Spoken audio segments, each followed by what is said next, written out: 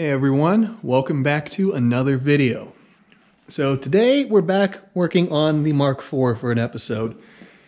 And what we're going to do is work on the header a little bit. So if you guys have seen this before, this is the Inconel turbo header that I built for this car a few years ago. And I noticed the other day that as the header heats up, this air gap between this primary and the strut tower closes up, and the strut tower and the header tube actually contact each other when the header is heated up and fully extended, I guess would be the one way to say it. So what I'm going to do today is pull the header off of the car, as we have to solve that issue or solve that problem. And then I also want to add some additional bracing to the actual wastegate provisioning on the header as well. Since we have these two wastegates that have whatever weight associated with them to them, and I have just this center plate right here with the dimple die in it that's holding everything together. I want to add a little bit of structure to the sides of each of the wastegate provisions, just so when this thing is heating up and actually being put through pretty extreme conditions, it doesn't, or they don't break off on me, or they're less likely to. So we're going to do those things and see what else we can get into. So the header, the design of it is really not designed to be removed with the engine in the car, but I'm obviously not pulling the engine out right now. So I'll have to go through and loosen off all of the studs in the cylinder head, or loosen off all of the nuts, then pull the studs to allow myself to slide the header out of the car and out of the way. So kind of a design oversight on my part, but I have a feeling that at some point in the future I'm going to end up building another header for this thing and play around with some different tubing sizes and everything else. But that'll be much later down the road, and today we just need to focus on getting the header out so we can solve these couple of issues. So let's go ahead and get to it and get this header pulled out of the car.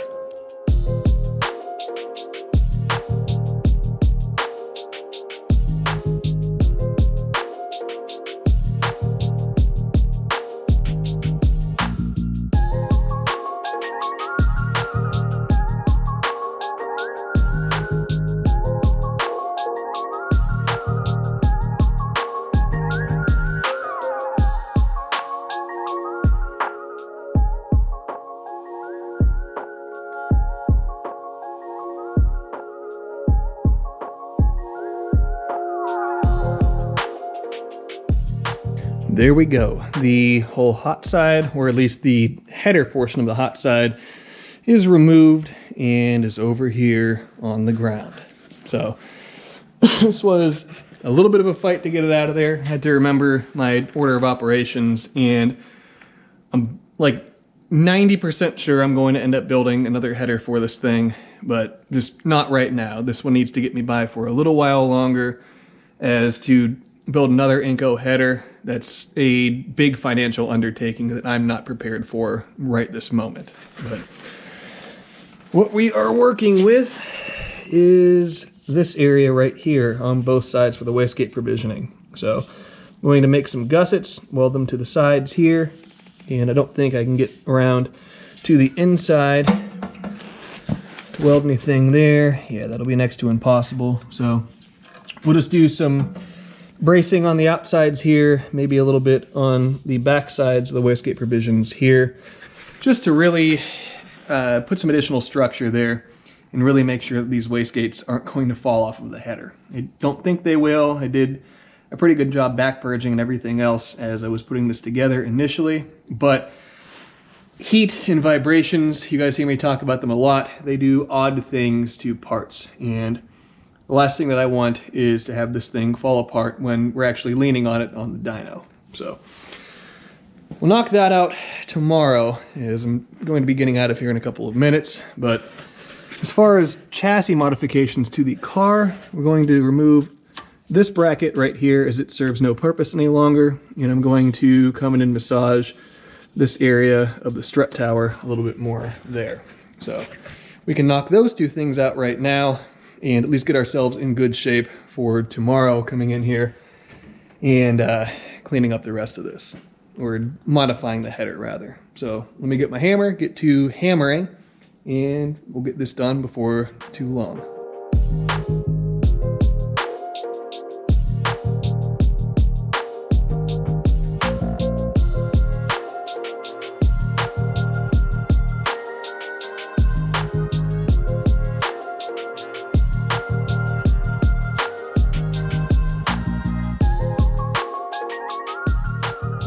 The little bracket is removed and my hammer work is done. Not the prettiest thing in the world, but I tried to make it look as nice as I could and slamming a hammer into some sheet metal. But that stuff's done, and now we can actually take a look at the nice head games head on this thing.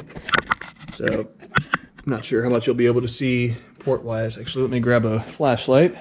Dave and crew at Head Games did a phenomenal job with this thing, and this is a gangster head. I'm not sure how much you can see on the inside of the port there, but everything is smooth and beautiful and ready to make a lot of power. So we're done today, essentially, as the header is off. It's ready for its modifications, and all is well with it. I did a quick once over of it. I don't see any cracks, don't see anything crazy going on, which I wouldn't suspect there would be at this point in its life, but you never know. So again, we'll come in tomorrow, knock out the little brace gussets for each one of the wastegate provisions right here. I'll probably come in and go over the welds on the head flange with some silicone bronze, just because I feel like it. And before too long, this thing will be ready to go back in the car after some paint and prettying up of this strut tower over here.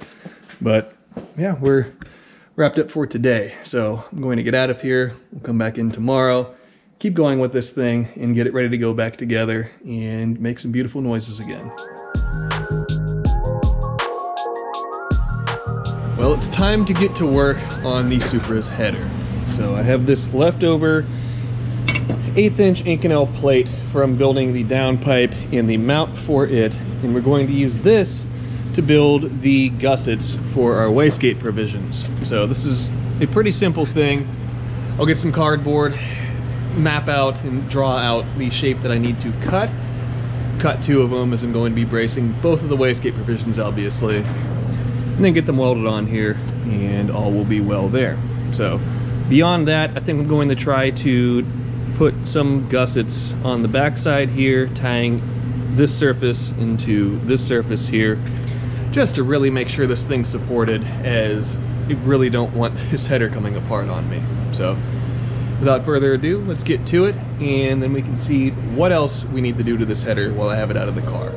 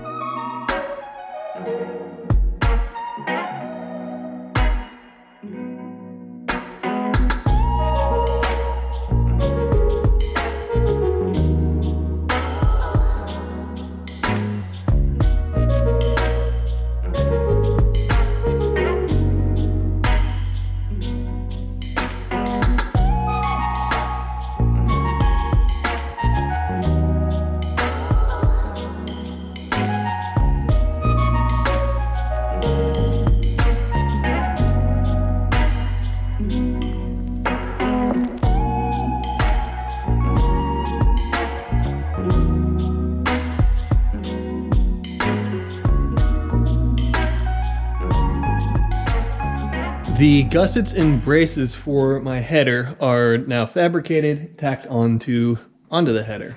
So on either side, we have triangular gussets with a speed hole in the middle of them.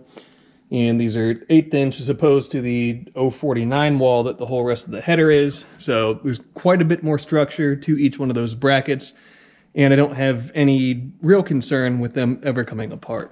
And then on the back side, I made simple triangular gussets and then dollied them into place, cleaned them up, so on and so forth. So We're braced on the sides, we're braced on the back, and then we're braced in between the two of them.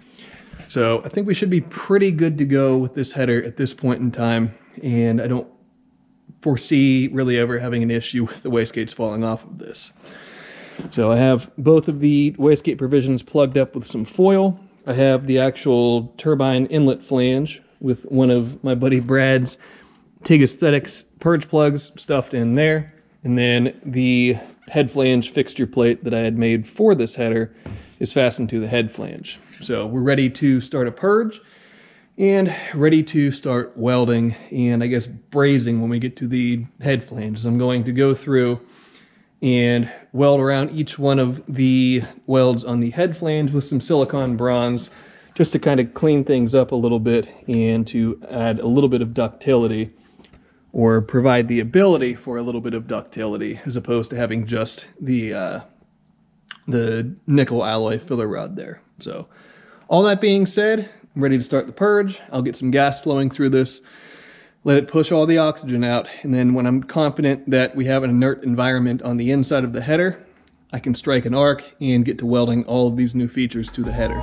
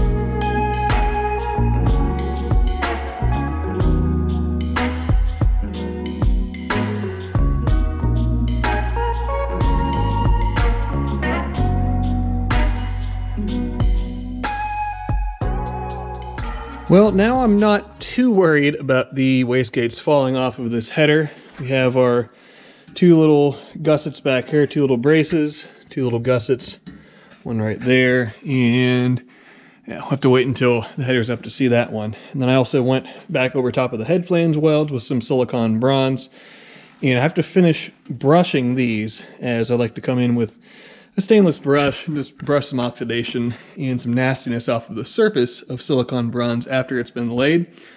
But everything looks nice, and I'm pretty happy with how everything came out. And one other thing that I noticed, down here on the flex bellow, it looked like it had arced out at one point in time, and there were a couple little pinholes in the actual accordion section of the bellow itself. So I had patched those back up, and the header should be good to go back on the car at this point in time. So one unfortunate thing is I am now sans turbine clamp, as that right there, that obviously doesn't look like the end of a rolled thread that looks like it's sheared off, because it did. So that was the one mock nut that I still had on this car, rather than one of these normal lock nuts that are supposed to be on a VBN clamp. I had one of my mock-up ones that I thread on by hand. Those are stainless nuts, and stainless with heat, especially stainless fasteners, they can gall and seize, and then you end up having to break the clamp to get everything apart, which is the situation that I found myself in. So thankfully I was able to get another clamp ordered, but I don't have it here right now. Otherwise I could actually put this back together.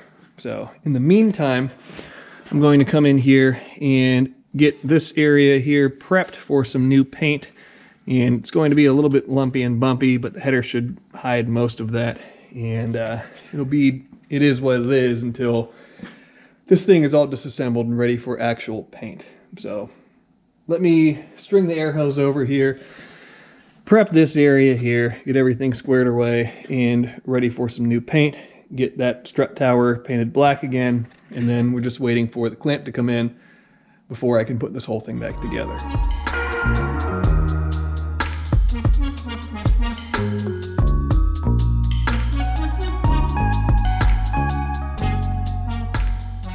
The The header is off of the head flange fixture, and we can get a better look at the silicone bronze on the head flange. So I'm real happy with the way that all of these welds came out, and I'm obviously real happy that the wastegate stuff is braced now, and I don't have to worry about the structural integrity of those pieces. So the car itself, the strut tower is under primer. I'm waiting for the primer to dry. However, it's getting later here now, and I have a few things to do after work and after getting out of the shop that are rapidly coming up. So I need to get out of here so I'm not late to that stuff. So we will reconvene in the next couple of days. Once the primer is dry, I can come back in. I can put some actual black paint down to make all of this one color again. And then reassemble the header, get the EGT bungs back in the bottom side of it. And at that point in time, we're ready to put the header back in the car. Hopefully, pending the arrival of my new turbine inlet clamp, hopefully that is here when I'm able to get back on this thing. And then we can put the whole thing back together and hopefully not have any contact between the header and the strut tower. So I'll see you guys then. We'll keep going with this thing and get it all back together, and one more big thing knocked off of the list, and we'll see where we go from there. I went ahead and put a couple of coats of black paint on the strut tower, and actually the second coat of paint is still drying as we speak right now. So I can't put the header back in the car until that paint dries, but I can reinstall the EGT probes in the header while I'm waiting for the paint to dry. So these are the 6 sensors that came out of the header, and these are just a simple compression fitting.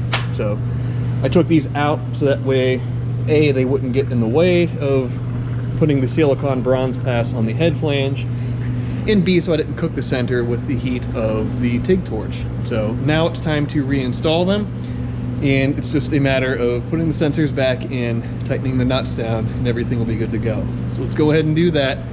And then we can keep waiting for the paint to dry and finally get the header back in place and test this thing and see if we're still making contact with the strut tower.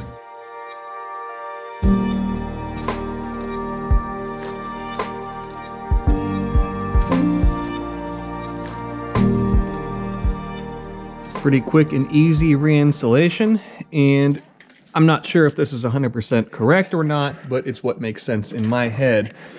But what I try to do is put the EGT probe about center of the port or center of the tube. So it seems to make the most sense to me, and I couldn't find an exact methodology, exact reasoning for where to put them in a particular location. So I followed the path of logic. So now that these are all tightened down and reinstalled and everything, this header is good to go back in the car. So once the paint dries, I can start the process of reinstalling the header and putting the studs back through the flange and everything else. And before too long, hopefully my new turbine inlet flange, or inlet clamp rather, arrives, as that's the one outstanding item that I'm still waiting on to put this all back together, and it kind of needs to go in place before the header goes in the car. So we'll wait and see when all that stuff comes in, and then finally put this thing back together and be able to hear the beautiful noises that it makes once again. The paint is now dry, and it's now time to put this all back together. So I'll have to be careful not to destroy the new paint or chip it up or anything, but if that happens, it is what it is. It's kind of inevitable trying to fit an oddly shaped header into an area like this. But I may drape one of these moving blankets down over top of that strut tower just to try to minimize the possibility of really messing it up. But without me thinking out loud, let's go ahead and get to this reassembly.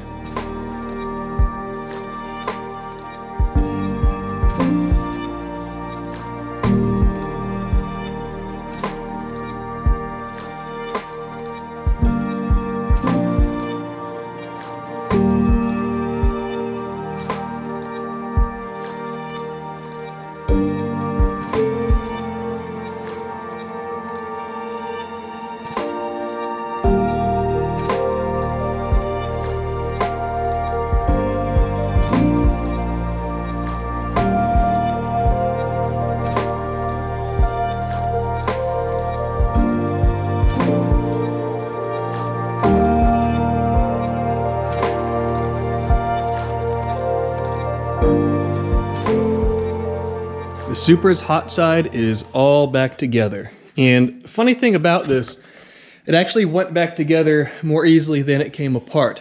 Now, if you guys have worked on cars for any duration of time, you know it's usually the inverse of that. They come apart easy. It's the same as doing a demo job on like a wall or something like that.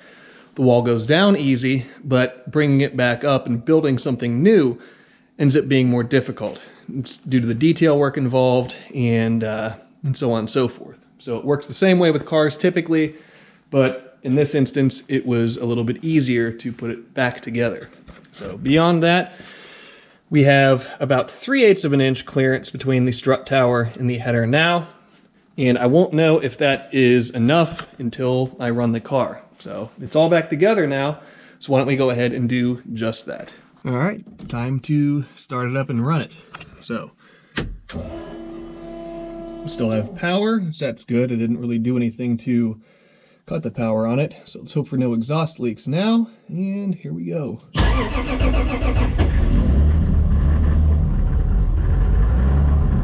Picks up a cold idle pretty easily. Kick the water pump on, and let's go take a look. It's freshly cold started, but I don't hear any exhaust leaks. Don't really feel anything.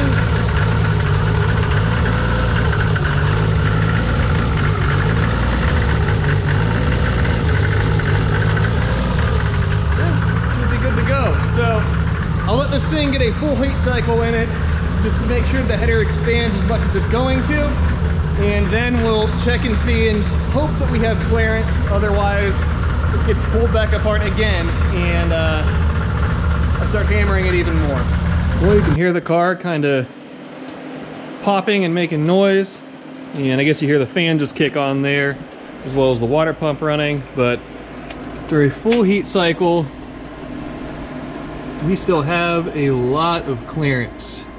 Looking at what I see here, we're maybe between 1/4 and 3/8 of an inch. So hammer time was successful, at least with the heat cycle that I did here, and who knows, it may grow more as more heat is introduced into the tube, you know, when it's actually running on the dyno or making a pass, so on and so forth. But I'm going to go ahead and kick the engine fan on, cool this thing off more quickly. But this seems as though it was a great success, and now I can cool the car off. I can rest easy now, and we can move on to other things. To finish this video out, we have one final transmission update. So you can see there's just a little bit of fluid on the ground there.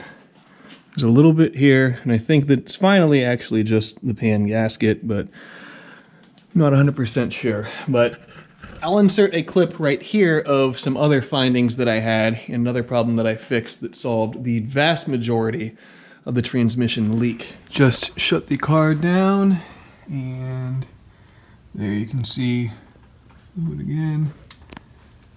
I put my hand on the inside around the pump, nothing. And I don't know, it looks like there's a little bit around the shift mechanism there, so I don't know, maybe that could be a culprit. Around the back side, not really anything. If you see a little bit on the fasteners back here, that's just residual from before, but nothing on around the back side. And it seems like right on this side of this fastener is the start of it. You can see the fluid around, all around there. There's a little bit coming out of this area here, so I don't know, maybe that's it. I don't know. Stupid doors.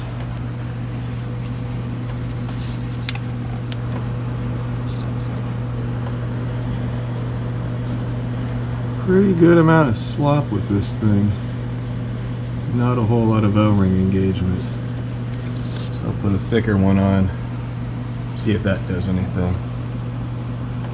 So that part that I replaced the O-rings on is a modulator valve delete. And don't quote me on it as I'm not a transmission expert, but I believe the factory modulator valve is there to assist the transmission or to tell the transmission when it needs to kick down. Obviously, at race transmission like this, I'm controlling the kickdown manually. So the modulator valve is deleted, and that little plug had a bit of slop with the O-ring in it that appeared to have caused the majority of the big leak the car had before. So that piece, I'm not sure if you guys can see it or not, but this bracket with the ARP bolt, that little aluminum slug on the far side of it, that is what was causing the big leak. So we still have a little leak now. I'll look a little bit more at it. I think it might be the actual gasket now or something else. But having a small leak now as opposed to the massive leak that it was is a massive victory and a massive step forward. So what I learned throughout this process is don't get so laser front sight focused on one thing and forget to look or neglect to look at other options for what could be causing your problem. In this instance, I went through I'm on my 3rd transmission pan gasket now, and wanted to beat my head against the wall, and all of that was not for nothing, as there's still a little bit of a leak now, but the majority of it could have been solved if I just would have looked elsewhere and broadened my horizons and broadened my view a little bit. So to those of you that said that it could have been something else, I apologize for neglecting to look into the options that you provided, and I learned a lesson that way because of it. So thank you guys for the advice again, and that'll be the final bit of transmission update on this thing. So if you see a little bit of transmission fluid on the ground still, know that I've put my time in to try to solve this problem, and it is what it is at this point. I could drop the pan, use ATF RTV on it, but I'll cross that bridge off camera. It'll be something that I knock out on my own, as I'm sick of, at this point in time, putting transmission pan updates out. So this will be the final one. Now that we have clearance between the header and the strut tower on this car, and it's another problem that I can rest easy about, as well as bracing everything on the header that I wanted to, that's going to be about the end of this one. So big things accomplished. I learned that I can take the car apart, take the header off without pulling the engine out, and it isn't all that difficult to do so. So that was a massive victory, and pretty happy with everything that we were able to accomplish in this video. But that's going to be about the end of what we're doing in this episode. So let's go ahead and wrap this one up. So thank you guys, as always, for tuning in, for watching me fiddle around with this car, watching a little bit of work that we've done on the Mark II so far, and this thing will be the focal point for the next couple of episodes as we go through and sand and get everything prepped for new paint here. And beyond that, thank you guys as well who have gone ahead and ordered the retro limited edition BPA keychains. So I showed these in, I think it was the previous episode, and so far I've shipped a number of them out, and orders keep coming in. So I thank you guys very much for ordering those from me. And for those of you that didn't see them, this is what we're looking at. It's a little old school logo, or old logo rather, BPA manifold weld tag. And these are actually what I would have used on the exhaust manifolds to brand them. And these are extra old logo ones that I had around, and I decided to take the opportunity, rather than just scrap them or let them sit around for eternity, to turn them into a neat little trinket, neat little piece of BPA memorabilia that you guys can also pick up. So I still have a number of them, and for those of you who didn't see it, I'll go ahead and I'll link the page of my web store in the description below. So if you want to order one for yourself, then that's where you do it, and you'll have the opportunity to buy one of them. So quantities are limited, and these are not something that I'm going to offer again. So if you want one, buy one now. If not, you could lose out on the opportunity to get one forever. So with all that being said, and another episode in the book, that'll be the end of this one. So as always, be sure to subscribe, leave a like, leave a comment, and I'll see you guys in the next episode.